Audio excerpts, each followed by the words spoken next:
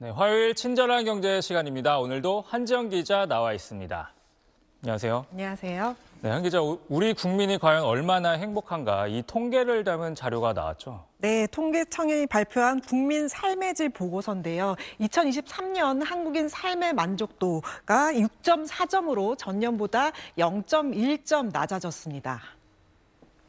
삶의 만족도는 이 객관적인 삶의 조건에 대한 주관적인 만족도 정도를 보여주는 지표인데요.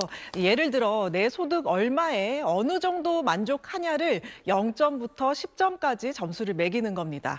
삶의 만족도는 2013년 5.7점에서 계속 상승해서 2018년에 6.1점까지 올랐다가 2019년 6점으로 하락했습니다.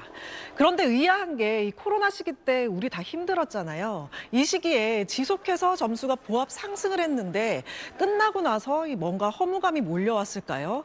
2023년에 4년 만에 다시 하락 전환했습니다. 가족관계 만족도도 2022년에 64.5%에서 2023년 63.5%로 떨어졌고요. 대인 신뢰도 역시 54.6%였던 게 52.7%로, 기관 신뢰도 또한 이 52.8%에서 51.1%로 하락했습니다. 여가 시간도 줄었는데요. 4.2시간에서 4.1시간이 됐습니다. 반면 이 개선된 부분도 몇 가지 있었습니다. 이 고용률이나 이 대학 졸업자 취업률, 사회단체 참여율 지표는 2022년보다 개선되면서 상승세를 이어갔습니다. 네, 이 삶의 만족도 6.4점이라는 게요. 이게 딱 감이 오지는 않는데 이 다른 나라에 비해선 얼마나 높은 수치입니까? 네, 뭐 중간인 5점 넘었으니까 무난한 거 아니냐 이렇게 할 수 있지만 사실 아닙니다. 사실 좀 이모티콘처럼 우울합니다. 특히 다른 나라와 비교하면 우리나라 삶의 만족도는 여전히 최하위권이었습니다.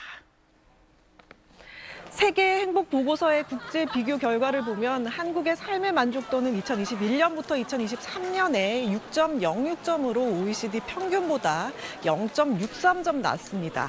38개국 중에 이 만족도 순위는 33위로 밀려나서 하위권에 머물러 있는데요.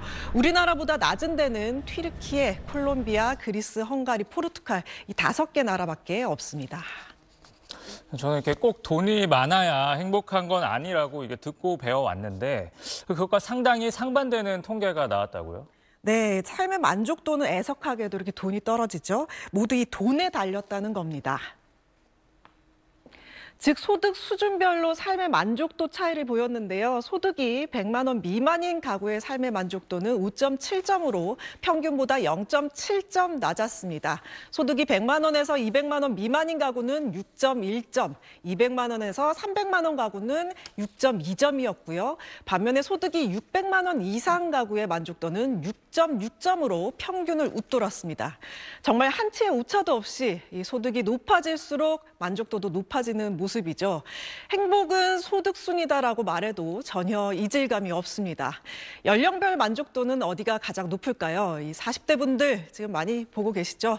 6.6점으로 가장 높았고요. 그다음이 20대와 30대가 그것보다 살짝 낮은 6.5점을 기록했습니다. 반면 이 고령층으로 가면서 만족도가 상대적으로 조금 떨어졌는데요. 50대는 6.4, 60대 이상은 6.2를 기록했습니다. 소득도 낮아지고 특히 우리나라 노인 빈곤율이 세계 주요국 중 최고 수준인 것과도 무관치 않아 보입니다.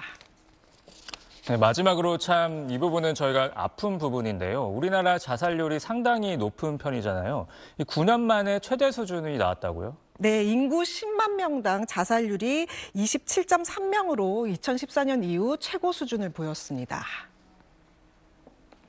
2022년 25.2명에서 2명 가까이나 는 건데요. 자살률은 2011년 31.7명으로 정점을 찍은 뒤 점차 하락해서 2017년 24.3명까지 떨어졌다가 다시 2023년 비교적 큰 폭으로 상승하면서 2014년 이후 9년 만에 최고 수준을 보인 겁니다.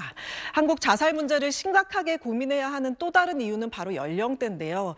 2017년 이후 10대부터 30대 자살률이 꾸준히 증가하고 있고요. 사망 원인 1위가 모두 자살입니다. 제가 이 아침부터 이 얘기를 해야 할지 고민을 많이 하다 들고 나왔는데요. 사회 문제에 대해 모두가 마주하고 함께 대응해야 한다는 취지에서 짚어봤습니다. 한번 넘어지면 재기하기 힘든 사회 속에서 이 포용적인 사회 보장과 자살 예방 정책으로 기회를 보장해야겠습니다.